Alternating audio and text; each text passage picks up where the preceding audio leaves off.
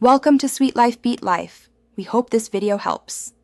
In this video, I will explain how to start your Porsche Boxster. First, locate the ignition slot, which is uniquely positioned on the left side of the steering column. Insert your key fob completely into this slot.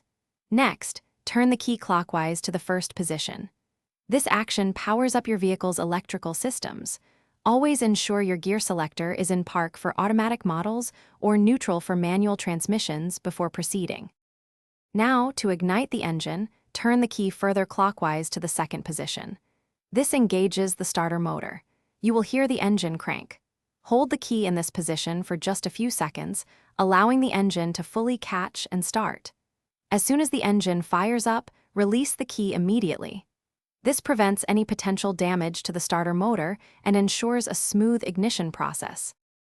After your Boxster's engine starts, take a moment for some crucial post-start checks.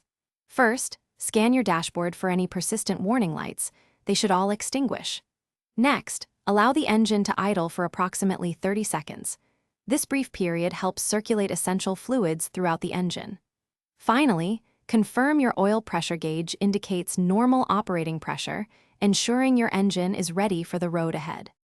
With your engine running smoothly, it's time to drive off safely. First, ensure your parking brake is engaged, then select the appropriate gear, whether it's drive for automatic or first gear for manual. Gently release the parking brake and apply light throttle to begin moving.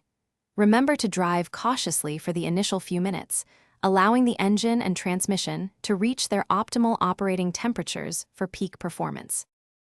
Thanks for watching. Consider subscribing if we helped you.